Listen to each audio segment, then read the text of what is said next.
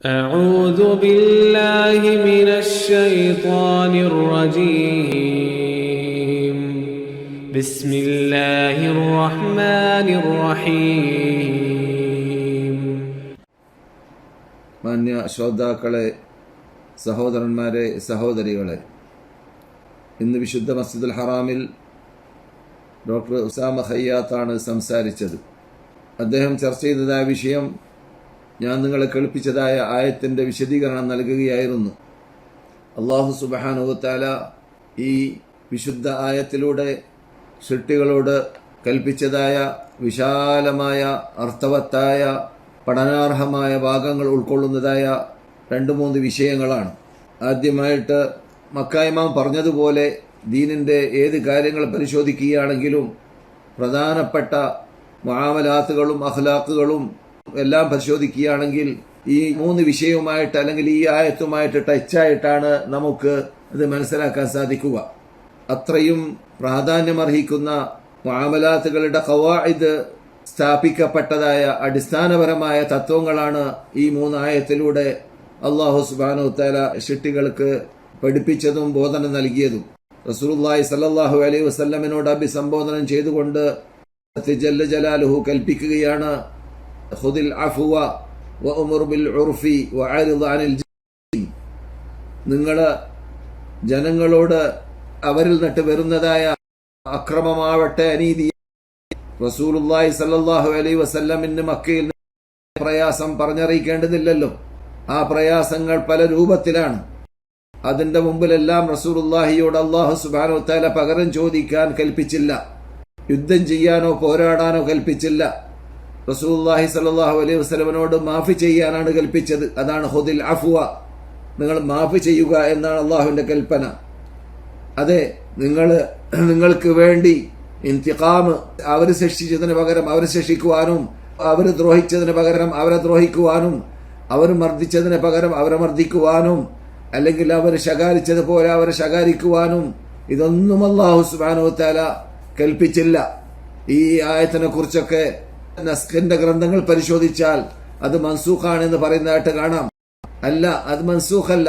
ആ അർത്ഥം ഉൾക്കൊള്ളുന്ന ഈ ആയത്തിന്റെ അകത്ത് ഉൾക്കൊള്ളുന്നതായ മാനകൾ നമുക്ക് ഖിയാമത്ത് നാൾ വരെ പ്രബോധന രംഗത്ത് ലോകത്ത് എല്ലാ പ്രബോധകന്മാരും, എല്ലാ പ്രാസംഗികന്മാരും, എല്ലാ ദായികളും, എല്ലാ ഖുതബാകളും അവരുടെ ദഅവത്ത് ജീവിതത്തിൽ നടപ്പാക്കാൻ, ദഅവത്ത് മേഖലകളിൽ നടപ്പാക്കാൻ പറ്റുന്നതായ ഭാഗങ്ങളാണ് എന്നല്ലാതെ അത് ക്യാൻസലായതായ ആയത്തുകളല്ല. അങ്ങനെയുള്ളതായ ആയത്തുകൾ പല നസ്ഖിനെ കുറിച്ച് എഴുതിയതായ ഗ്രന്ഥകർത്താക്കളൊക്കെ പറയും പോലെ.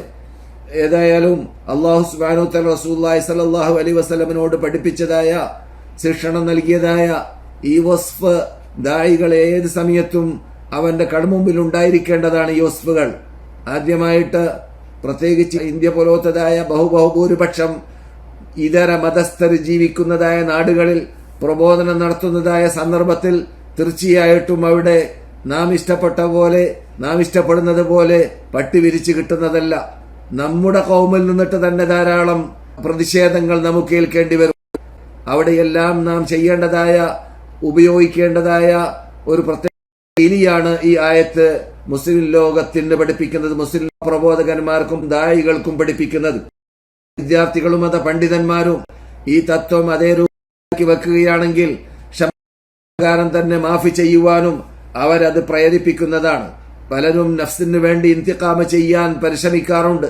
റസൂലുള്ളാഹി ജീവിതത്തിൽ ആ സകലം അങ്ങനെയുള്ളൊരു പ്രവർത്തനം ചെയ്തിട്ടേ ഇല്ല. അവർക്ക് വേണ്ടി, അവർക്ക് അനുഭവപ്പെട്ടതായ കഷ്ടത അല്ലെങ്കിൽ പ്രയാസം അതിന് പകരം ചോദിക്കുക എന്നത് റസൂൽ അറിയുകയില്ല. ഒരിക്കലും റസൂലുള്ളാഹി സ്വല്ലല്ലാഹു അലൈഹി വസല്ലം യുദ്ധത്തിലല്ലാതെ പകരം ചോദിക്കുക എന്നത് റസൂലുള്ളാഹി സ്വല്ലല്ലാഹു അലൈഹി വസല്ലം എന്നിട്ട് സംഭവിച്ചിട്ടില്ല. അതെ, അപ്പോൾ ഈ അൽ അഫു എന്ന പദം തന്നെ വിശാലമായ അർത്ഥം കുറിക്കുന്നതായ പദമാണത്. അതിൽപ്പെട്ടതാണ് നല്ല മുആമല, ഹസനത്തായ മുആമല. നല്ല രൂപത്തിലുള്ള പെരുമാറ്റം നാം പെരുമാറണം.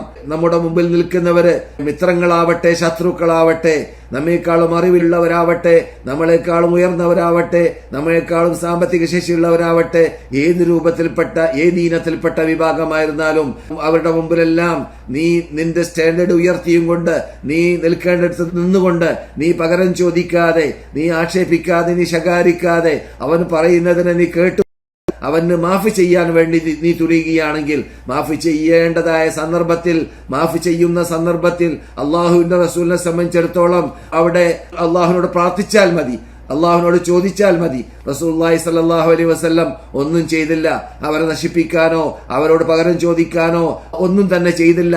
റസൂലുള്ളാഹി അള്ളാഹുവിന്റെ കൽപ്പന അനുസരിച്ചിട്ട് നിങ്ങൾ മാഫി ചെയ്ത് കളയുക, അവർക്ക് നിങ്ങൾ മാഫി ചെയ്യുക.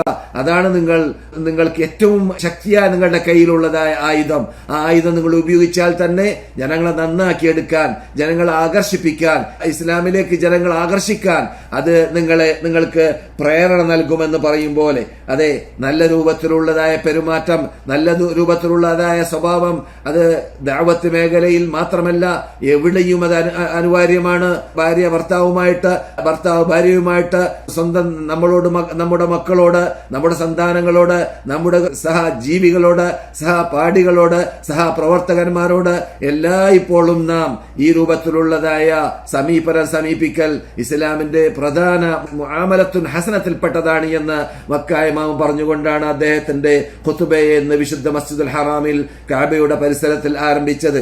അത് പറയുമ്പോൾ എന്റെ ഓർമ്മയിൽ വന്നതായ ഒരു ഹദീസാണ് അബൂ ഉമാമ റളിയല്ലാഹു തആല റിപ്പോർട്ട് ചെയ്യുന്നതായ അഖ്ലാഖുൽ ഹസൻ, ഖുലുഖുൽ ഹസനെ കുറിച്ചുള്ളതായ, ഞാൻ സാധാരണ എന്റെ ക്ലാസ് മെമ്പർമാരെ കളിപ്പിക്കാറുള്ളതായ ഒരു ഹദീസാണ് അബൂദാവൂദ് റിപ്പോർട്ട് ചെയ്യുന്നതായ സഹിഹ ഹദീസ്. അത് യഥാർത്ഥത്തിൽ നമുക്കിവിടെ സ്മരണീയമാണ്.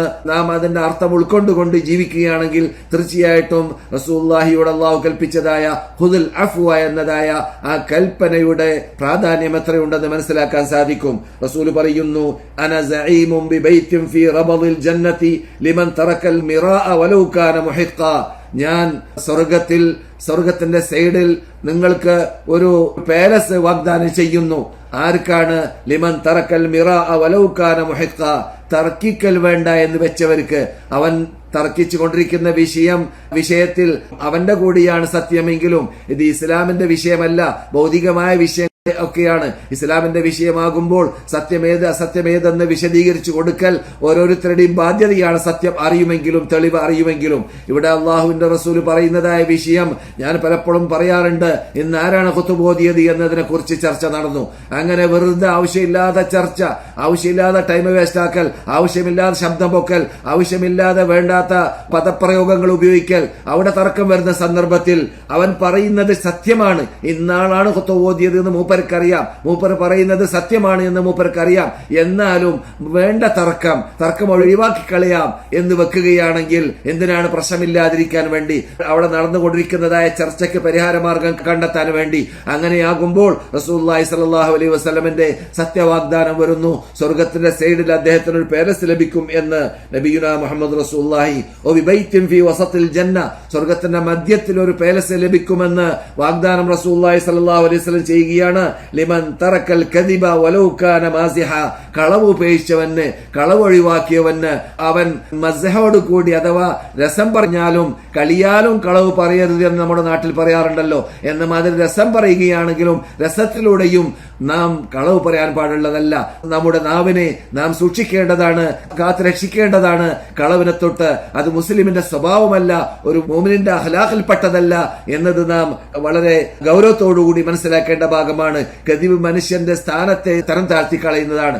ഒരു മനുഷ്യൻ നമ്മുടെ മുമ്പിൽ കളവ് പറയുന്നതായിട്ട് കേട്ടുകഴിഞ്ഞാൽ അവൻ എത്ര സ്റ്റാൻഡേർഡിന്റെ ഉടമയായിരുന്നാലും, എത്ര ഉയർന്ന പദവിയുടെ ഉടമയായിരുന്നാലും അവൻ നമ്മുടെ കണ്ണിൽ വീണു, അവൻ നമ്മുടെ അടുക്കൽ കൊള്ളരുതാത്തവനായി മാറി. എന്തുകൊണ്ട്? അവന്റെ നാവിന് ലൈസൻസ് ഇല്ല, അവന്റെ നാവിനെ സൂക്ഷിക്കുന്നില്ല എന്ന് അതിലൂടെ, കളവിലൂടെ നമുക്ക് മനസ്സിലാക്കാൻ സാധിക്കുന്നു. റസൂലുള്ളാഹി പറയുന്നു സല്ലല്ലാഹു അലൈഹി വസല്ലം, ലിമൻ തറക്കൽ കദിബ വലൗ കാന മാസിഹ.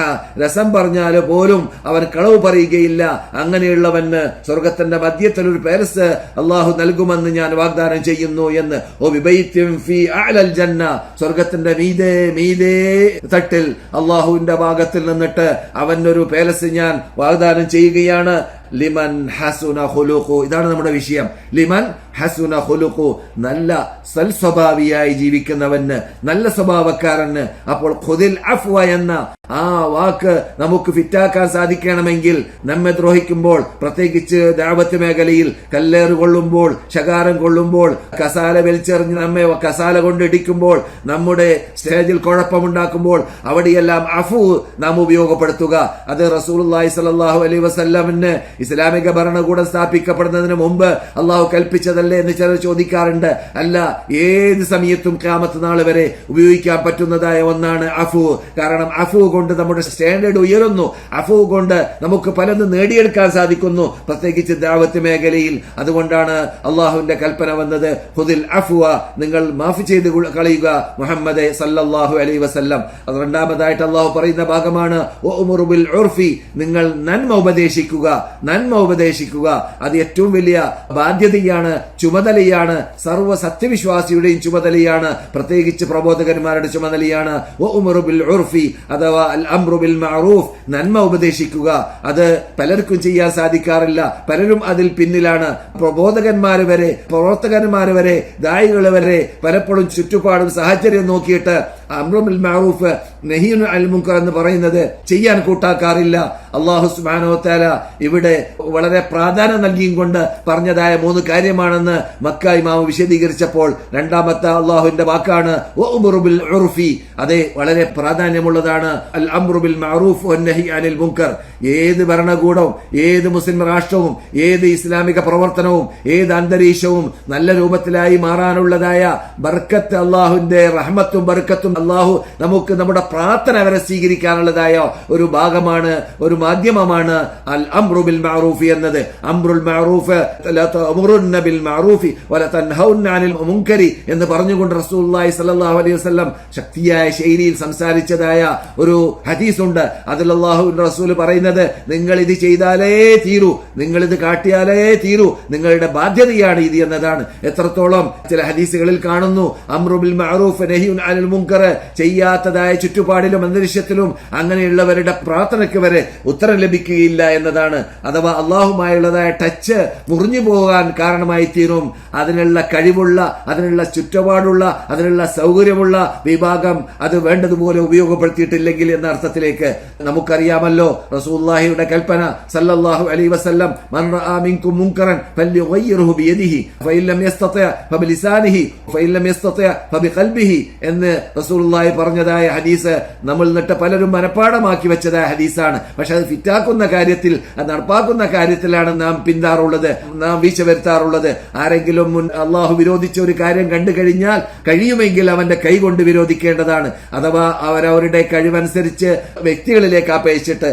അതേ സമയത്ത് ഭരണകൂടമാണെങ്കിൽ അത് ഭരണകൂടത്തിന്റെ ചുമതലയാണ് ഇസ്ലാമിക ഭരണകൂടം എന്ത് ചെയ്യുക, കൈകൊണ്ട് തന്നെ, ശക്തി കൊണ്ട് തന്നെ വിരോധിക്കപ്പെട്ട കാര്യങ്ങളെ ഒഴിവാക്കി നിർത്താൻ വേണ്ടിയും അതിന് അറുതി വരുത്താൻ വേണ്ടിയും പരിശ്രമിക്കുക എന്നത്.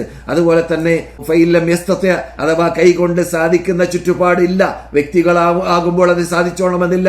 ഗവൺമെന്റിനെ പോലെയല്ലല്ലോ വ്യക്തികൾ. അപ്പോൾ വ്യക്തികൾക്ക് അതിനുള്ള ചുറ്റുപാടും സാഹചര്യം ലഭിക്കുന്നില്ലെങ്കിൽ ഫബിലിസാനിഹി, അവൻ നാവ് കൊണ്ടെങ്കിലും അതിനെ വിരോധിക്കാൻ പരിശ്രമിക്കട്ടെ, അതിനെ എതിർക്കാൻ പരിശ്രമിക്കട്ടെ. അതിനും സാധിക്കുന്നില്ലെങ്കിൽ ഫബി ഖൽബിഹി, അവന്റെ ഹൃദയത്തിൽ അവൻ വെറുക്കട്ടെ. ചില റിപ്പോർട്ടുകളിൽ കാണുന്നു വലൈസ വറാഅ ദാലിക ഹബ്ബത്തു ഖർദലിൻ മിനൽ ഈമാൻ, ഒരാള് ഹൃദയം കൊണ്ട് വെറുത്തില്ലെങ്കിൽ അവന്റെ ഹൃദയത്തിൽ ഒരു അണുവിന്റെ അത്ര പോലും ഈമാനില്ല എന്നതിലേക്ക് തെളിവാണ് എന്ന് മറ്റു ഹദീസിന്റെ സഹായത്തോടു കൂടി നമുക്ക് മനസ്സിലാക്കാം. അപ്പോൾ ഈ അംറു ബിൽ മഅറൂഫ് എന്ന അള്ളാഹുവിന്റെ കൽപ്പന ഈ 3 കാര്യങ്ങൾ ഉൾക്കൊള്ളുന്ന ഈ മഹാ ആയത്തിൽ ഉണ്ട് എന്നതാണ് മക്ക ഇമാം ഇന്ന് വിശേഷിപ്പിച്ചത്. എന്നാൽ അവസാനമായിട്ട് അള്ളാഹുവിന്റെ വാക്കാണ് അനിൽ ജാഹിലീൻ, ജാഹിലീങ്ങളെ തൊട്ട് നിങ്ങൾ പിന്തിരിഞ്ഞു കളയുക.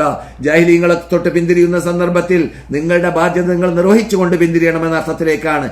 എന്നല്ലാതെ ജാഹിലീങ്ങൾ ജാഹിലിയത്ത് പ്രകടിപ്പിക്കുന്ന കണ്ടു കഴിഞ്ഞാൽ ആ ജാഹിലിയത്തിനെ ഒഴിവാക്കുകയും എന്നിട്ട് നമ്മുടെ ഡ്യൂട്ടി നാം നിർവഹിച്ചുകൊണ്ടിരിക്കുകയും ചെയ്യണം. അങ്ങനെയാണ് റസൂലുള്ളാഹി സ്വല്ലല്ലാഹു അലൈഹി വസല്ലം ഈ ആയത്ത് പ്രാക്ടിക്കലാക്കി നമുക്ക് കാണിച്ചു തന്നത്. ഏറെ ഒരു ഭാഗത്തിൽ നിന്നിട്ട് കൊള്ളും, അടി ഒരു ഭാഗത്തിൽ നിന്നിട്ട് കൊള്ളും, ചോര തിറുതിറെ അള്ളാഹുവിന്റെ റസൂലിന്റെ തലയിൽ നിന്നിട്ട് ഒലിക്കും. ആ ഒലിക്കുന്ന സന്ദർഭത്തിൽ റസൂലുള്ളാഹി സ്വല്ലല്ലാഹു അലൈഹി വസല്ലം ആ ഭാഗത്തിൽ നിന്ന് ഒഴിവായിട്ട് മറുഭാഗത്തിലേക്ക് വരും എന്ന് അവിടെയും ഖൂലൂ ലാ ഇലാഹ ഇല്ലല്ലാഹ് തുഫ്ലിഹു, നിങ്ങൾ ലാ ഇലാഹ ഇല്ലല്ലാഹ് എന്ന് പറയുക, എന്നാൽ നിങ്ങൾക്ക് വിജയമുണ്ട് എന്ന് പറഞ്ഞുകൊണ്ട് അവിടെ അള്ളാഹുവിന്റെ റസൂലിനോട് അല്ലാഹു സുബ്ഹാനഹു വ തആല വഅഅരിദു അനിൽ ജാഹിലീൻ എന്നതായ ആ കൽപ്പന കൽപ്പിച്ചപ്പോൾ അള്ളാഹുവിന്റെ കൽപ്പന റസൂലുള്ളാഹി ഫിറ്റാക്കിയത് എങ്ങനെയാണ്? ഏറുകൊള്ളുന്ന ഭാഗം ഒഴിവാക്കി, ഏറുകൊള്ളുന്നതായ ചുറ്റുപാട് ഒഴിവാക്കി, എന്നിട്ട് വേറൊരു ഭാഗത്തിലേക്ക് പോയി, എന്നിട്ട് അവരോട് പിന്നെ പ്രബോധനം ആരംഭിച്ചു. അപ്പോൾ പ്രബോധനം നിർത്താനല്ല അഅരിദു അനിൽ ജാഹിലീൻ എന്ന വാക്ക് കൽപ്പിച്ചത്, മറിച്ച് പ്രബോധനം തുടരണം, ബാധ്യത തുടരണം, യുക്തിയുക്തമായിരിക്കണം. ജനങ്ങൾ എന്നിട്ട് ജാഹിലീങ്ങൾ എന്ന് പറയുമ്പോൾ വളരെ ശ്രദ്ധിക്കേണ്ടതാണ്, അടിവരയിടേണ്ടതാണ്. സുഫഹ ആണ്, സഫീഹുകളാണ്, അഥവാ പോയർത്തക്കാരാണ്. ജാഹിലീങ്ങൾ എപ്പോഴും ബുദ്ധി കൊണ്ട് ചിന്തിക്കുകയില്ല, അവരുടെ വികാരം കൊണ്ടാണ് ചിന്തിക്കുക. അതുകൊണ്ട് ജാഹിലീങ്ങൾ പെട്ടെന്ന് നാം കാണൽ അവരെ കൂക്കുവിളിക്കലാണ്. നമ്മുടെ സത്യം പറയുന്നവരുടെ, തൗഹീദ് പറയുന്നവരുടെ, യഥാർത്ഥം പറയുന്നവരുടെ, യഥാർത്ഥ അഹ്ലുസുന്നത്ത് വൽ ജമാഅത്തിന്റെ ആശയാദർശം പ്രചരിപ്പിക്കുന്നവരുടെ മുമ്പിൽ അവരെ ചീത്ത പറയും, അവർ ശകാരിക്കും, അവർ കൂക്കുവിളി നടത്തും, അവർ ആക്ഷേപിക്കും. നമുക്കെല്ലാം അനുഭവമാണ്. ക്ലാസ് എടുക്കാൻ പോയി കഴിഞ്ഞാൽ അനിസ്ലാമിക സ്വഭാവമുള്ള അഥവാ അള്ളാഹു സൂചിപ്പിച്ചതായ ഈ ജാഹിലീങ്ങൾ എന്നതായ ആ ഇനത്തിൽപ്പെട്ടതായ വിഭാഗം പലപ്പോഴും കൈയിടിക്കുന്നതായിട്ടും ശബ്ദ കോലാലം ഉണ്ടാക്കുന്നതായിട്ടും നാം പറയുന്നത് മറ്റവർ കേൾക്കാതിരിക്കാൻ വേണ്ടിയുള്ളതായ പരിശ്രമം, അങ്ങനെ ജഹാലത്തെ ഒരു വ്യാപകമായി മാക്കിക്കൊണ്ടേയിരിക്കും. അങ്ങനെയുള്ള ചുറ്റുപാടിൽ അള്ളാഹിന്റെ കൽപ്പന വരുന്നു, അവിടുന്ന് പിന്തിരിഞ്ഞു കളയുക, അവിടുന്ന് പിന്തിരിഞ്ഞു കളയുക എന്നതുകൊണ്ട് വിവക്ഷ അവരുടെ ആ ദഅവത്ത് നിർത്തണമെന്നതല്ല, മറിച്ച് ദഅവത്ത് യുക്തിയുക്തമായിരിക്കണം. അത് വേണ്ടതുപോലെ പറയേണ്ടതുപോലെ പറയേണ്ട രൂപത്തിൽ പറയാൻ വേണ്ടി പാടുപെടേണ്ടതാണ്. എന്നാൽ അൽ അംറു ബിൽ മഅറൂഫ് എന്നതായ ആദ്യത്തെ ഭാഗം തന്നെ നാം പരിശോധിച്ചാൽ അവിടെ ഇമാമു പറഞ്ഞതായ ഭാഗത്തിൽ പെട്ടതാണ്. നാം അവിടെ ശ്രദ്ധിക്കേണ്ടത്, നാം അവിടെ പ്രാധാന്യം നൽകേണ്ടത്. മക്ക ഇമാമു പറഞ്ഞു, അംറു ബിൽ മഅറൂഫ് പറഞ്ഞപ്പോൾ ആദ്യമായിട്ട് തൗഹീദാണ്. ഇന്ന് മക്ക ഇമാമ് അടിവരയിടാൻ വേണ്ടി മുസ്ലിം ലോകത്താണ് ആഹ്വാനം ചെയ്ത ഭാഗമാണ്. ഏത് ദായികൾ, ഏത് പ്രബോധകന്മാർ, ഏത് എഴുത്തുകാർ, ഏത് ഇസ്ലാമിക വാർത്താവിനിമയ കേന്ദ്രക്കാർ, അവരെല്ലാം പ്രബോധനം നടത്തുന്ന, പ്രവർത്തിക്കുന്ന അവരുടെ മേഖലകളിൽ പ്രാധാന്യം നൽകേണ്ടത് വിശ്വാസപരമായ, ആദർശപരമായ കാര്യത്തിനാണ്, അള്ളാഹുവിനെ പരിചയപ്പെടുത്തുന്നതിലാണ്. അള്ളാഹു ആരാണ്, അള്ളാഹുവിന്റെ ശക്തി എന്താണ്, അള്ളാഹുവിന്റെ കഴിവെന്താണ്, അള്ളാഹുവിന്റെ കൽപ്പെന്താണ്, ലോകത്തിന് ആസകലം ഭരിക്കുന്നത് അവനാണ്, അവന്റെ കീഴിലാണ് ആസകലം എല്ലാ നിയന്ത്രണങ്ങളും ഉള്ളത്. അത് ഔലിയാക്കന്മാരുടെ കയ്യിലല്ല, അത് നബിമാരുടെ കയ്യിലല്ല, അത് ശക്തികളുടെ കയ്യിലല്ല, അത് കാഷ്ടിക്കുന്ന മുദ്രിക്കുന്ന മനുഷ്യന്മാരുടെ കയ്യിലല്ല, അത് രാജാതിരാജനായ മാലിക്കുൽ മുലൂക്കായ ജബ്ബാറായ ഖഹാറായ റബ്ബുൽ ഇസ്സത്തി ജല്ല ജലാലുഹുവിന്റെ കയ്യിൽ മാത്രമാണ് എന്ന തത്വം അത് ലോകത്തിന് മനസ്സിലാക്കി കൊടുക്കുക എന്ന ബാധ്യത അത് അംറുൽ ബിൽ മഅറൂഫിന്റെ ആദ്യത്തെ ഭാഗമാണ്. ആദ്യ ഭാഗമായിട്ട് പരിഗണിക്കേണ്ടത് അതിലാണ് എന്ന് മക്ക ഇമാം ഊന്നി പറയുകയുണ്ടായി. അള്ളാഹു ഏകനാണ്. അതിൽ പ്രത്യേകിച്ച് മക്ക ഇമാം പറഞ്ഞ ഭാഗമാണ് തൗഹീദുല്ലാഹി ഫി അസ്മാഇഹി വസിഫാതിഹി വഉലൂഹിയതിഹി വദാതിഹി. അല്ലാഹു സുബ്ഹാനഹു വ തആലനെ പോലോത്ത ഒന്നുമില്ല, എപ്പോഴുമില്ല, എവിടെയുമില്ല, ആരുമില്ല, ഉണ്ടായിട്ടില്ല, ഉണ്ടാകുന്നതുമല്ല, ഉണ്ടാവാൻ പാടുള്ളതുമല്ല. ഈ തത്വത്തെ നാം പഠിപ്പിച്ചു കൊടുക്കുക എന്നത് നമ്മുടെ ബാധ്യതയാണ്. അതാണ് ഉംറു ബിൽ മഅറൂഫ്. അതാണ് മക്ക ഇമാം തുടക്കത്തിൽ പ്രസംഗിക്കാൻ വേണ്ടി ആരംഭിച്ചപ്പോൾ പറഞ്ഞത്. ഈ ആയത്തിൽ ഉൾക്കൊള്ളുന്നതായ ഭാഗം മുസ്ലിങ്ങളുടെ പ്രബോധകന്മാരുടെ, പ്രവർത്തകന്മാരുടെ ജീവിതത്തിന്റെ എല്ലാ മേഖലകളും തൊട്ട് സംസാരിക്കുന്നതായ ഒരു മഹാ ആയത്താണ്. മഹാ അർത്ഥവത്തായ, അർത്ഥ ഗാംഭീര്യതകൾ ഉൾക്കൊള്ളുന്നതായ ആയത്താണ് ഈ ആയത്ത് എന്ന്. അതിൽ നമസ്കാരമുണ്ട്, അതിൽ നോമ്പുണ്ട്, അതിൽ സക്കാത്തുണ്ട്, അതിൽ ഹജ്ജുണ്ട്, അതിൽ ദഅവത്തുണ്ട്, അതിൽ മുസ്ലിമിന് ആവശ്യമുള്ളതായ എല്ലാം ഉണ്ട് എന്ന് പറയും പോലെ. എന്നാൽ ഈ പ്രത്യേകതകൾ പറയുമ്പോൾ ജാഹിലീങ്ങളോട് നാം ഒഴിവാവണം എന്നത് പറയുമ്പോൾ പ്രത്യേകിച്ച് ഞാൻ രണ്ടാമത് പറഞ്ഞതായ അഥവാ ഇപ്പോൾ നാം സംസാരിച്ചു കൊണ്ടിരുന്നതായ ഭാഗമാണ് ഉംറു ബിൽ മഅറൂഫ് എന്നതിന്റെ ശേഷം വഅഅരിദ് അനിൽ ജാഹിലീൻ എന്നതായ ഭാഗം. ഈ ജാഹിലീങ്ങളോട് നിങ്ങൾ അവരിൽ നിന്നിട്ട് പിന്തിരിഞ്ഞു കളയുക എന്ന് പറയുമ്പോൾ അതിന്റെ അർത്ഥം അവിടെ പിന്തിരിയാൻ പല മാധ്യമങ്ങളുണ്ട്. അതിൽ പെട്ടതാണ് ക്ഷമ കൈകൊള്ളുക. അത് പ്രബോധകന്റെ പ്രധാന ഡ്യൂട്ടിയിൽപ്പെട്ടതാണ് ക്ഷമ കൈകൊള്ളുക എന്നത്. നമ്മുടെ റസൂലുള്ളാഹി സ്വല്ലല്ലാഹു അലൈഹി വസല്ലം 13 വർഷമാണ് മക്കയിൽ ത്. എന്നിട്ട് നിന്നോ, മക്കയിൽ നിന്നിട്ട് ഒരു ശത്രുവിനെ മാത്രമാണ് നേരിടേണ്ടി വന്നത്. ആ ശത്രുവിന്റെ മുമ്പിൽ മാത്രം റസൂലുള്ളാഹി സ്വല്ലല്ലാഹു അലൈഹി വസല്ലമയെ വലഖദ് നഅലമു അന്നക യളീഖു സദ്റുക ബിമാ യഖൂലൂൻ, എനിക്കറിയാം നിങ്ങൾ വളരെ പ്പെടുന്നുണ്ട്, അവർ പറയുന്നത് കേട്ട് സഹിക്കാൻ നിങ്ങളെ കൊണ്ട് സാധിക്കുന്നില്ല, നിങ്ങളുടെ ഹൃദയം ഇടുങ്ങിപ്പോകുന്നു, പ്രയാസപ്പെടുന്നുണ്ട് എന്നത് എനിക്കറിയാമെന്ന് അള്ളാഹു മാത്രമുള്ളതായ ആ പ്രയാസത്തിലേക്ക് നമ്മുടെ കണ്ണിൽ ഈ നാട്ടിൽ, ഞാൻ സംസാരിക്കുന്ന നാട്ടിൽ അന്ത്യവിഷമം കൊള്ളുന്നവരായ നബിയുനാ മുഹമ്മദ് സല്ലല്ലാഹു അലൈഹി വസല്ലമിനോട് റസൂലുള്ളാഹി പറഞ്ഞതായ ശൈലി ഈ ജാഹിലീങ്ങളോട് നിങ്ങൾ പിന്തിരിഞ്ഞു കളയുക, ജാഹിലീങ്ങൾ നിന്നിട്ട് നിങ്ങൾ പിന്തിരിഞ്ഞു കളയുക എന്നതായ വാക്ക് പറയുമ്പോൾ സ്മരിക്കാൻ പറ്റുന്നതായ ഭാഗങ്ങളാണ്.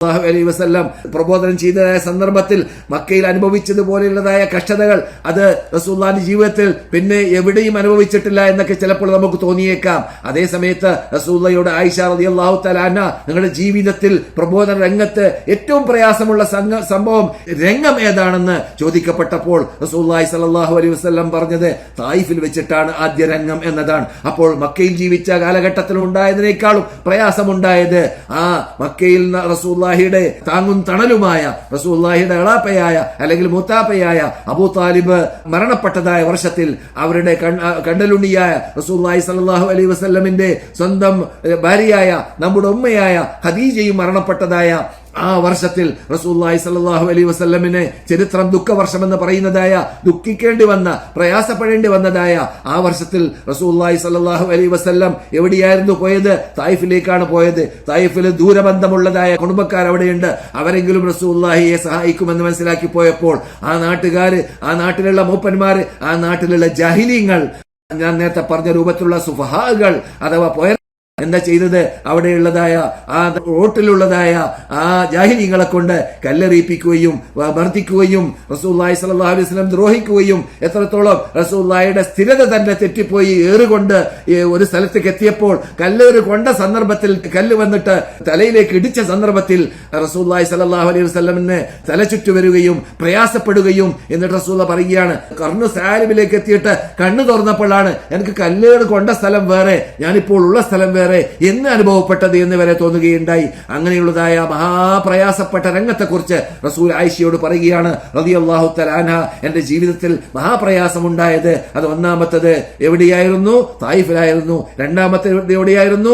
ഉഹദ് പോർക്കളത്തിലായിരുന്നു. റസൂലുള്ളാഹി സ്വല്ലല്ലാഹു അലൈഹി വസല്ലമിന്റെ പരിസരത്തിൽ വെച്ചിട്ട് ഒന്നല്ല, രണ്ടല്ല, മൂന്നല്ല, നാലല്ല, 5, 6, 7 അതിൽ കൂടുതലോ സഹാബാക്കൾ, ആ അൻസാറുകൾ തുടരെയായിട്ട് നിലം പതിക്കുന്ന കണ്ടു. റസൂലുള്ളാഹിക്ക് വരുന്നതായ അമ്പുകൾ സ്വീകരിച്ചുകൊണ്ട്, റസൂലുള്ളാഹിക്ക് വരുന്നതായ എല്ലാ രൂപത്തിലുള്ളതായ ആയുധങ്ങളെ സ്വീകരിച്ചുകൊണ്ട് അവർ നിലം പതിച്ചു. റസൂലുള്ളാഹിയുടെ മടിയിൽ കിടന്നുകൊണ്ടാണ് അവർ ശുഹദാക്കളായി മാറുന്നത്. അങ്ങനെയുള്ള രംഗത്തിൽ റസൂലുള്ളാഹി സ്വല്ലല്ലാഹു അലൈഹി വസല്ലം അബൂ ആമിർ റാഹിബ് കുഴിച്ചതായ ആ കിണറ്റിൽ വീഴുകയും അവരുടെ മുമ്പിൽ നഷ്ടപ്പെടുകയും അങ്ങനെ പല പല കഷ്ടതകൾ അനുഭവിക്കേണ്ടി വരികയും റസൂൽ അതിന് അവർക്കെതിരിൽ പ്രാർത്ഥിച്ചു പോയപ്പോൾ അല്ലാഹു സുബ്ഹാനഹു വ തആല റസൂലുള്ളാഹി സ്വല്ലല്ലാഹു അലൈഹി വസല്ലമിനോട് നിങ്ങൾ അങ്ങനെ ചെയ്യരുത്, നിങ്ങൾക്ക് അതിന് അധികാരമില്ല, അവർക്കെതിരിൽ പ്രാർത്ഥിക്കാൻ ഞാൻ അനുവാദം തന്നിട്ടില്ല, ഞാൻ ഇഷ്ടമുള്ളവരെ ഞാൻ ഹിദായത്തിലാക്കുന്നു, ഞാൻ ഇഷ്ടമുള്ളവരെ ഞാൻ ളലാലത്തിലാക്കുന്നു എന്ന് പറഞ്ഞുകൊണ്ട് അല്ലാഹു സുബ്ഹാനഹു വ തആല റസൂലുള്ളാഹി സ്വല്ലല്ലാഹു അലൈഹി വസല്ലമിനെ ആക്ഷേപിച്ച രംഗവും അവിടെ വെച്ചിട്ട് തന്നെയായിരുന്നു. ഏതായാലും റസൂലുള്ളാഹി സ്വല്ലല്ലാഹു അലൈഹി വസല്ലം അവിടെ ക്ഷമ,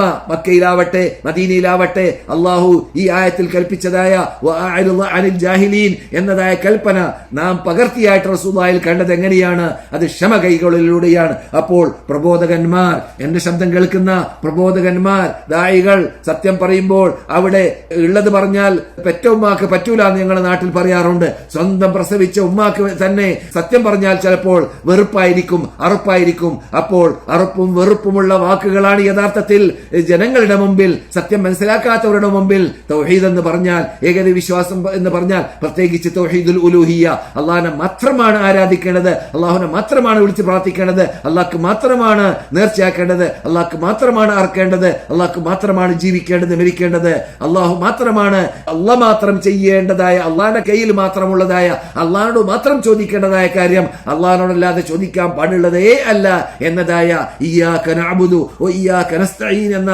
ആ മഹാ ആയത്തിന്റെ ഉള്ളടക്കം, അതുപോലെ തന്നെ ലബ്ബൈക് അല്ലാഹുമ്മ ലബ്ബൈക് എന്ന ആ മഹാ തൽബിയത്തിന്റെ ഉള്ളടക്കം, അതുപോലെ തന്നെ വജ്ജഹ്തു വജ്ഹിയ ലില്ലദീ ഫതറസ് സമാവാതി വൽ അർള ഹനീഫൻ മുസ്ലിമൻ വമാ അന മിനൽ മുശ്രിക്കീൻ എന്നതായ ആ പ്രാർത്ഥനയുടെ ഉള്ളടക്കം അത് ജനങ്ങളുടെ മുമ്പിൽ പറഞ്ഞു കൊടുത്താൽ അത് ബഹുഭൂരിപക്ഷം അന്ന് റസൂലുള്ളാഹിക്ക് കണ്ടതുപോലെ ഇന്നും എന്നും ഖിയാമത്ത് നാൾ വരെ നമുക്കെതിരിലായിരിക്കും. അതുകൊണ്ട് പട്ടുവിരിച്ച് കിട്ടുന്ന പ്രശ്നമേ ഇല്ല സത്യം പറയുമ്പോൾ. പിന്നെ അവിടെ പ്രശ്നം എവിടെയാണ്? ഈ ആയത്ത് പിറ്റാക്കുക എന്നതാണ്. ഖുദിൽ അഫ്വ വഅ്മുർ ബിൽ ഉർഫി വഅരിദ് അനിൽ ജാഹിലീൻ.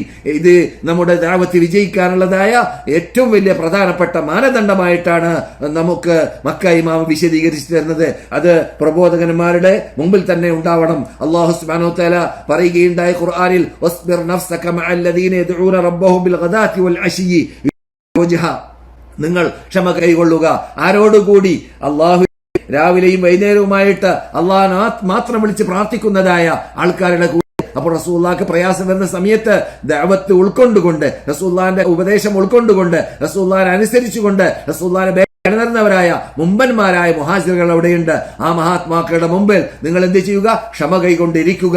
അങ്ങനെ ക്ഷമ കൈകൊണ്ടിരിക്കുമ്പോൾ ശാന്തിയും സമാധാനവും പ്രയാസം നീങ്ങലും അവിടെ അനുഭവപ്പെടും എന്നതുകൊണ്ട് അവരോട് കൂടി ഇരിക്കുവാനും. ഇത് കേൾക്കുമ്പോൾ എന്റെ ശബ്ദം കേൾക്കുന്നതായ മതവിദ്യാർത്ഥികൾ മനസ്സിലാക്കണം, എപ്പോഴും നമ്മുടെ കൂട്ടാളിയാവേണ്ടത്, നാം സന്ദർശിക്കേണ്ടത്, നാം സന്ദർശിച്ചുകൊണ്ടേ ഇരിക്കേണ്ടത് നല്ലവരെയാണ്, പണ്ഡിതന്മാരെയാണ്, പ്രബോധകന്മാരെയാണ്, ഇൽമുള്ളവരെയാണ്, നിറഞ്ഞ പണ്ഡിതന്മാരെ എപ്പോഴും അവരുടെ ജുലസാകളായി മാറിക്കൊണ്ടേ ഇരുന്നാൽ നാം അള്ളാഹുവിന്റെ കൽപ്പന ഫിറ്റാക്കിയവരായി മാറും. വസ്ബിർ നഫ്സക മഅല്ലദീന യദ്ഊന റബ്ബഹും ബിൽ ഗദാത്തി വൽ അശി.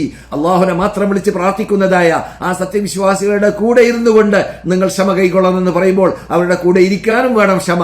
ആ ക്ഷമ കൈക്കൊള്ളൽ അവരിലുള്ളതായ ഇൽമു പഠിക്കാൻ, അവര് പഠിച്ചതുപോലെ പഠിക്കാൻ, അവർ ജീവിച്ചതുപോലെ ജീവിക്കാൻ, അവർ പ്രയാസപ്പെട്ടതുപോലെ പ്രയാസപ്പെടാൻ, അവരുടെ ഹിസ്റ്ററി പഠിക്കാൻ, അവരുടെ ഹിസ്റ്ററി വായിക്കാൻ, അവരെ കുറിച്ച് പഠിച്ച് മനസ്സിലാക്കി അവരുടെ സ്വഭാവം, അവരുടെ പെരുമാറ്റം, അവരുടെ ജീവിത രീതി, അവരുടെ മുആമല, അതെല്ലാം നമുക്ക് മനസ്സിലാക്കാൻ സാധിച്ചു കഴിഞ്ഞാൽ തീർച്ചയായിട്ടും മതവിദ്യാർത്ഥികൾക്ക് നല്ല പാഠം പണ്ഡിതന്മാരിലൂടെ, പ്രത്യേകിച്ച് ഇങ്ങനെയുള്ളതായ നിറഞ്ഞ ആലിമ്യങ്ങളിലൂടെ അവർക്ക് ഉൾക്കൊള്ളാൻ സാധിക്കുന്നത് കൊണ്ട് അവരുടെ കൂടെ നാം ഇരിക്കുക എന്നതിലേക്ക് ഈ ആയത്തിൽ സൂചനയുണ്ട് എന്ന് നമ്മുടെ ഇമാമുകളും നമ്മുടെ മുഫസ്സിറുകളും പലരും വിവരിക്കുന്നതായിട്ട് കാണാം. പിന്നെ പ്രബോധകന്മാര് ഉപയോഗിക്കേണ്ടതായ മറ്റു പ്രധാനപ്പെട്ടതായ ദഅവത്ത് വിജയിക്കാനുള്ള മാർഗങ്ങളിൽ പെട്ടതാണ് ഇദ്ഫഅ ബില്ലത്തി ഹി അഹ്സൻ. മക്ക ഇമാം എന്ന് വിശദീകരിച്ചതായ ഭാഗമാണ്. വലാ തസ്തവിൽ ഹസനത്തു വലസ് സയ്യിഅ ഇദ്ഫഅ ബില്ലത്തി ഹി അഹ്സൻ. സയ്യിഅത്തും ഹസനത്തും തുല്യമുള്ളതല്ല. അപ്പോൾ സയ്യിഅത്ത് കൊണ്ട് ജാഹിലീങ്ങൾ നമ്മെ എതിർക്കുമ്പോൾ നാം ഹസനത്ത് കൊണ്ട് അവരെ സമീപിക്കണം, നന്മ കൊണ്ട് അവരെ ഉപദേശിക്കണം, അവരെ നല്ല രൂപത്തിൽ അവരോട് പെരുമാറാൻ വേണ്ടി ഹിക്മത്തോടു കൂടി നാം പെരുമാറണം. അപ്പോൾ അത് വമാ യുലഖാഹ ഇല്ലല്ലദീന സബറു. ക്ഷമ കൈകൊണ്ടവർക്ക് മാത്രമേ അങ്ങനെയുള്ള രൂപങ്ങൾ കൈക്കൊള്ളാൻ സാധിക്കുകയുള്ളൂ.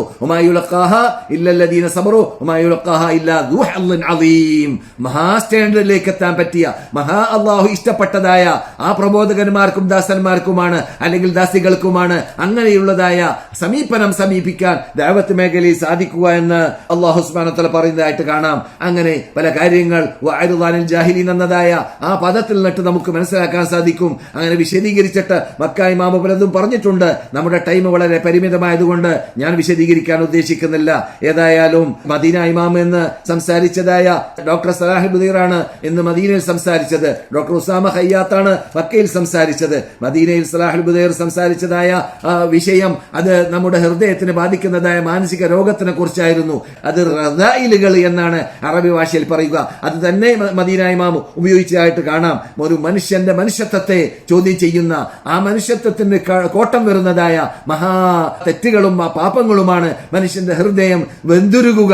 മറ്റുള്ളവർ ഉയരുന്ന കാണുമ്പോൾ, മറ്റുള്ളവർക്ക് ഇൽമു കിട്ടുമ്പോൾ, അല്ലെങ്കിൽ മറ്റുള്ളവർക്ക് നല്ല ഷഹാദ കിട്ടുമ്പോൾ, അല്ലെങ്കിൽ മറ്റുള്ളവർക്ക് നല്ല വസ്ത്രം ധരിക്കാൻ സാധിക്കുമ്പോൾ, മറ്റുള്ളവർക്ക് നല്ല ഭക്ഷണം തിന്നാൻ സാധിക്കുമ്പോൾ, മറ്റുള്ളവർക്ക് നല്ല കെട്ടിടം കെട്ടാൻ സാധിക്കുമ്പോൾ, മറ്റുള്ളവർക്ക് നല്ല കാറുകൾ വാങ്ങാൻ സാധിക്കുമ്പോൾ, ഏതും ഭൗതികമായ ഏത് നേട്ടങ്ങൾ അല്ലെങ്കിൽ പരലോകത്തിലേക്കുള്ളതായ ഏത് നേട്ടങ്ങൾ കിട്ടുന്ന സന്ദർഭത്തിൽ അത് കണ്ട് സഹിക്കവയ്യാതെ ഹൃദയം നീരുക എന്നത് അത് ആരുടെ സ്വഭാവമാണ്? അത് മാനസിക രോഗിയുടെ സ്വഭാവമാണ്. അങ്ങനെയുള്ള മാനസിക രോഗങ്ങളെ കുറിച്ചായിരുന്നു ഇന്ന് മദീന ഇമാം ചർച്ച ചെയ്തത്. അതിൽ ഞാൻ ഈയിടെ ക്ലാസ് എടുത്തപ്പോൾ പറഞ്ഞതായിട്ട് ഓർക്കുന്നു. ഞാൻ സാധാരണ പറയാറുണ്ട്, റിബ്ത എന്നത് അനുവദനീയമാണ്. റിബ്ത എന്ന് പറഞ്ഞാൽ ഒരു വ്യക്തിയിൽ ഒരു ഉയർച്ച കണ്ടാൽ, അദ്ദേഹത്തിൽ ഒരു നല്ല സംഭവം കണ്ടാൽ, നല്ല സമ്പാദ്യം കണ്ടാൽ, നല്ല ഇൽമിന്റെ ഉടമയായി കണ്ടാൽ, അവിടെയെല്ലാം നമുക്ക് അനുവദനീയമാണ് അദ്ദേഹത്തിനോട് റിബ്തത്ത് വെക്കുക, അഥവാ അദ്ദേഹത്തെ പോലെ എനക്കായാൽ തരക്കേടില്ല എന്ന് കൊതിക്കുക.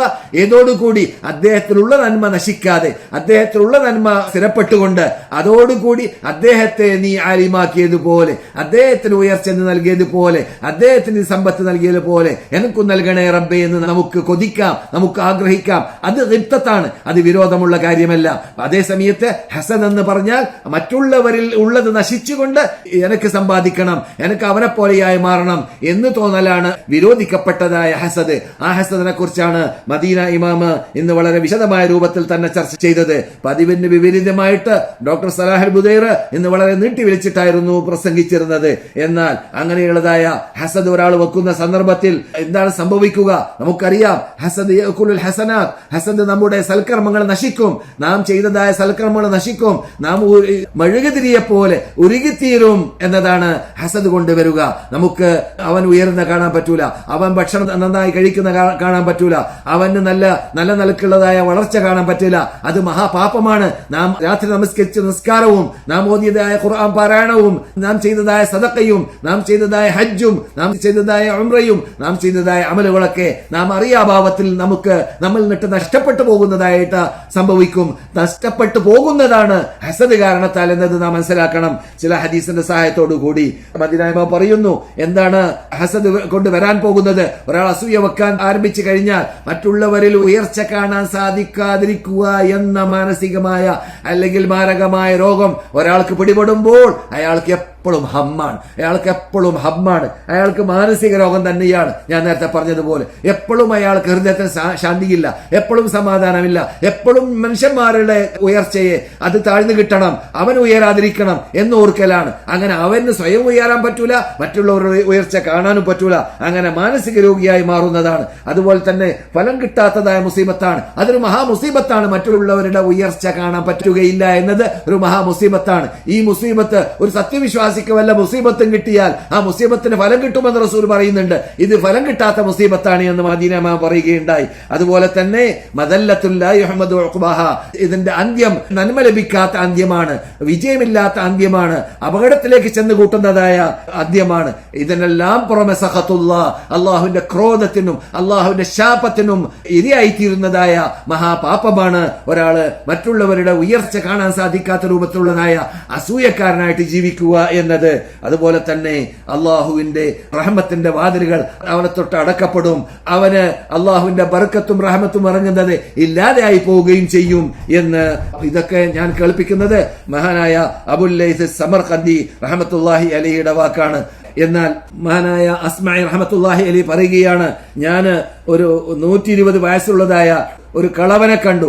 ആ കളവനെ കണ്ടപ്പോൾ അദ്ദേഹമാണെങ്കിൽ കണ്ണിന്റെ മീതെ പിരിയം വീണിരിക്കുകയാണ്. എന്നിട്ടും അദ്ദേഹത്തിന് ആരോഗ്യം നശിച്ചിട്ടില്ല, നല്ല ആരോഗ്യത്തിലാണ് അദ്ദേഹത്തിനെ ഞാൻ കണ്ടത്. ഞാൻ അത്ഭുതപ്പെട്ട് അദ്ദേഹത്തിനോട് ചോദിക്കുകയുണ്ടായി. അസ്മാഇ വലിയ കവിയാണ്, ഇമാം അഹ്മദ് ബിൻ ഹംബലിന്റെ സമകാലനാണ്. അദ്ദേഹം ആ ചോദ്യം ചോദിച്ചപ്പോൾ അദ്ദേഹം പറഞ്ഞ മറുപടി എന്താണ്? രസകരമായ മറുപടിയാണ്. തറക്തുൽ ഹസദ ഫബഖിയൽ ജസദു, തറക്തുൽ ഹസദ ഫബഖിയൽ ജസദു. ഞാൻ ഇങ്ങനെ ഇത്ര 120 വയസ്സായിട്ടും ഇത്ര ആരോഗ്യം എനിക്ക് ലഭിക്കാൻ കാരണം ഞാൻ എന്റെ ജീവിതത്തിൽ അസൂയ എന്ന രോഗം എനിക്ക് പിടിപെട്ടിട്ടില്ല. ജനങ്ങൾ ഉയരുന്ന കണ്ടാൽ എനിക്ക് സന്തോഷമാണ്, ഉയർന്നോട്ടെ എന്ന് ഞാൻ മനസ്സിലാക്കും, അതിന് ഞാൻ അസൂയ വെക്കാറില്ല. അങ്ങനെ ഞാൻ ഹസദ് ഉപയോഗിച്ചപ്പോൾ എന്റെ ജസദ് രക്ഷപ്പെട്ടു, എന്റെ ശരീരം രക്ഷപ്പെട്ടു എന്ന് അദ്ദേഹം പറഞ്ഞു എന്നാണ്.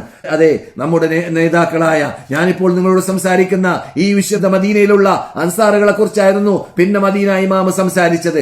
അൻസാറുകളുടെ പ്രത്യേകത എന്താണ്? വല്ലദീന തബവ്വഉ ദാറ വൽ ഈമാന മിൻ ഖബ്ലിഹിം യുഹിബ്ബൂന മൻ ഹാജറ ഇലൈഹിം വലാ യജിദൂന ഫീ സുദൂരിഹിം ഹാജതൻ മിമ്മാ ഊതു.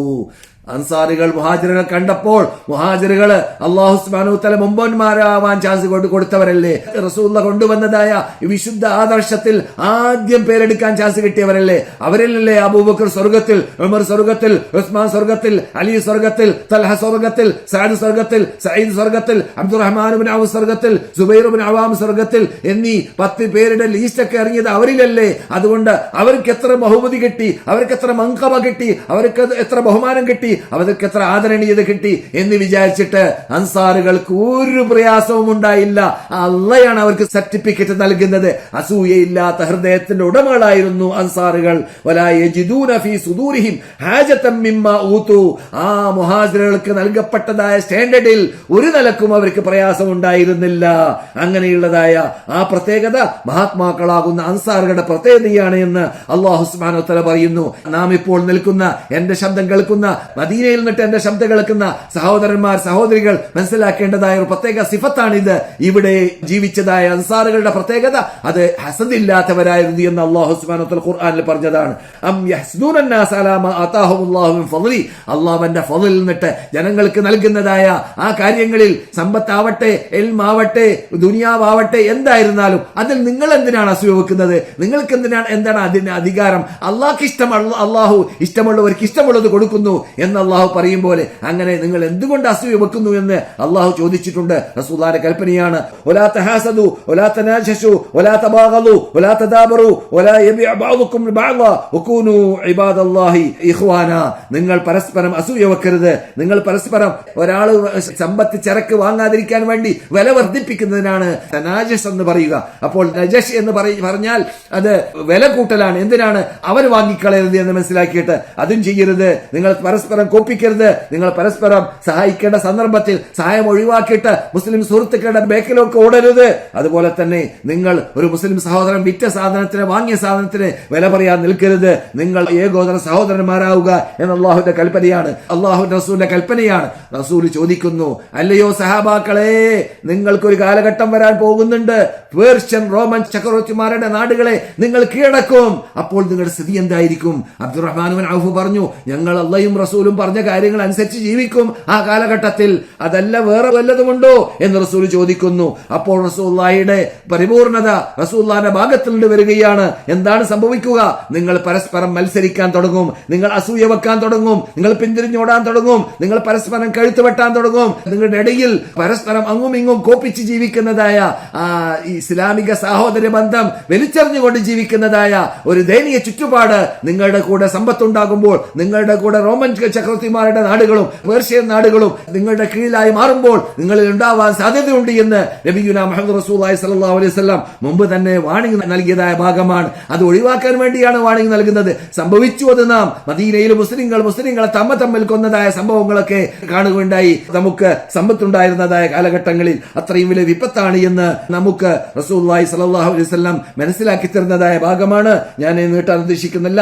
ധാരാളം കാര്യങ്ങൾ ഇനിയും ഇന്ന് മദീന ഇമാമ വിശുദ്ധ മസ്ജിദ് നബവിയുടെ അകത്ത് അല്ലാഹു റസൂലിന്റെ മിമ്പർ ഉള്ളതായ സ്ഥലത്തുള്ള മിമ്പർ ചെയ്യുന്ന സ്ഥലത്ത് ഇന്ന് ഡോക്ടർ സലാഹ് ബുദൈർ സംസാരിച്ചപ്പോൾ വിശദീകരിച്ചിട്ടുണ്ട്. നാം ഇതുവരെ കേട്ടതിൽ നിന്നിട്ട് നമ്മുടെ ജീവിതത്തിൽ പകർത്തേണ്ട ഭാഗങ്ങൾ പകർത്തി നാം ഏകോദര സഹോദരന്മാരായി അള്ളാഹുവിന്റെ ഇഷ്ടപ്പെട്ട ദാസന്മാരായി അള്ളാഹു സുബ്ഹാനഹു വ തആല ഏത് രൂപത്തിലാണ് മുസ്ലിങ്ങളോട് സമീപിക്കേണ്ടത്, മുസ്ലിങ്ങളോട് പെരുമാറേണ്ടത്, അതുപോലെ മനുഷ്യരാശിയോട് പെരുമാറേണ്ടത്, മനുഷ്യ അവകാശം ജനങ്ങൾക്ക് നൽകേണ്ടത് ഇസ്ലാം എങ്ങനെയാണ് നൽകിയത് എന്നത് ഈ രണ്ട് ഖുതുബയിലൂടെ ഗൗനിച്ച് ഗ്രഹിച്ച് മനസ്സിലാക്കി നമ്മുടെ ജീവിതത്തിൽ പകർത്താനുള്ളതായ സൗഭാഗ്യം നമുക്ക് ഏവർക്കും അള്ളാഹു നൽകുമാറാകട്ടെ. നമ്മൾ നിന്നിട്ട് മരണപ്പെട്ടവർക്ക് അള്ളാഹു പുറത്തു കൊടുക്കട്ടെ. നമ്മൾ നിന്നിട്ട് രോഗമുള്ള രോഗത്തെ അള്ളാഹു സുഖപ്പെടുത്തി കൊടുക്കുമാറാകട്ടെ. നമ്മൾ നിന്നിട്ട് സന്താനമുള്ള ഇല്ലാത്തവർക്കും ഉള്ളവർക്ക് സാലിഹ്യങ്ങളായ സന്താനങ്ങൾ അള്ളാഹു നൽകുമാറാകട്ടെ. അതുപോലെ തന്നെ നമ്മൾ നിന്നിട്ട് ഇണയില്ലാത്തവർക്ക് സാലിഹ്യങ്ങളായ ഇണകൾ അള്ളാഹു സുബ്ഹാനഹു വ തആല നൽകുമാറാകട്ടെ. അതുപോലെ നമ്മളോട് ദുആ കൊണ്ട് വസിയത്ത് ചെയ്ത ഈ മദീനയിലുള്ളതായ ഇൽമിന്റെ സദസ്സുകളിലും അല്ലാതെയും അള്ളാഹുവിനോട് അവർക്ക് വേണ്ടി പ്രാർത്ഥിക്കാൻ പറഞ്ഞ എല്ലാ മുസ്ലിങ്ങൾക്ക് വേണ്ടിയും നാം പ്രാർത്ഥിക്കണം. അവരുടെ എല്ലാം ഹലാലായ ഉദ്ദേശങ്ങളെ അള്ളാഹു നിറവേറ്റി കൊടുക്കുമാറാകട്ടെ. അല്ലാഹുമ്മ സല്ലി അലാ മുഹമ്മദിൻ വഅലാ ആലി മുഹമ്മദ് വആഖിറു ദഅവാനാ അനിൽ ഹംദുലില്ലാഹി